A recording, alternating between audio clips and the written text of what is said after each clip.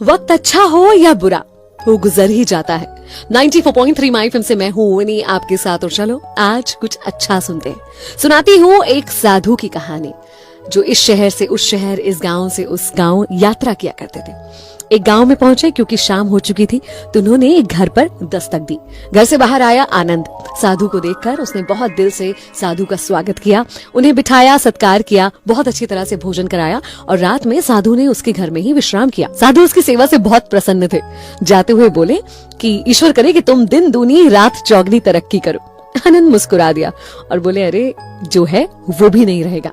साधु को ये बात थोड़ी अजीब लगी, लेकिन वो वहां से चल दिए। कुछ समय बाद फिर से उसी गांव में साधु का आना हुआ। उनका मन किया कि चलो आनंद से मिलता चलो। इस बार उन्होंने देखा ये क्या, आनंद तो एक टूटी फूटी सी छोटी सी झोपड़ी में रहता है। जब वो आनंद से मिले तो पता चला कि व्यापार में नुकसान हो गया था और अभी एक जमींदार के यहाँ नौकर है। लेकिन उस टूटी फूटी झोपड़ी में भी आनंद ने उतने ही दिल से, उतने ही मन से साधु महात्मा का स्वागत किया। रूखी सूखी जो थी उसके पास वो उन्हें खिलाया, फटी हुई दरी ही सही लेकिन उस पे सेवा करते हुए उन्हें विश्राम करने का अवसर दिया।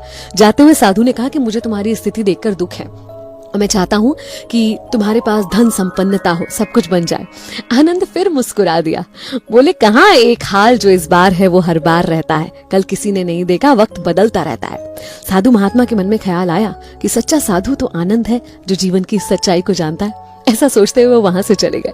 तीसरी बार कुछ सालों बाद जब आना हुआ तो उन्होंने देखा ये क्या, इस बार तो आनंद एक बड़े से महल में रहता है, बिल्कुल राजे रजवाड़ों की तरह। बहुत प्रसन्न हुए।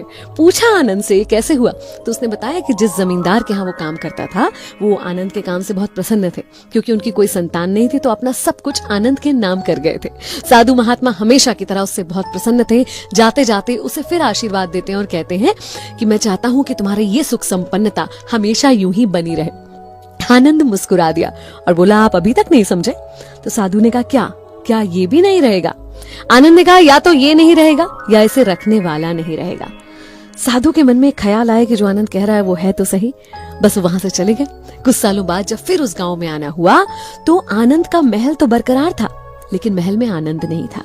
वहां पर कबूतर गुटर गू कर रहे थे। बेटियां ब्याह कर अपने अपने घर जा चुकी थी और एक कोने में, एक कमरे में उसकी बीमार पत्नी सिर्फ उस महल में रह गई थी। उस दिन उस साधु को एहसास हुआ कि कहने को तो साधु मैं हूं, मगर असल साधु की विचारधारा तो वो आनंद जानता था। किस बात पे घमंड है हम इंसान को, किस बात पे हम इतराते हैं। जो आज है वो कल नहीं होगा, और जो कल होने वाला है उसका और आपको और हमें शायद अंदाजा भी नहीं है। हम ये सोचकर खुश रहते हैं कि हम मौज में हैं और सामने वाला मुसीबत में है, लेकिन ये भूल जाते हैं कि ना तो ये मौज रहने वाली है और ना वो मुसीबत रहने वाली है। असल इंसान तो वो है जो हर हाल में खुश रहता है। अगर माल है तो माल में खुश रहता है, और अगर बेहाल है तो उस हाल में खुश रहता है। हर हाल में जो खुश रहे, हर हाल में जो दिल से जिए, वही सच्चा इंसान है। 94.3 माई एफएम से मैं विनी। चलो आज कुछ अच्छा सुनते हैं।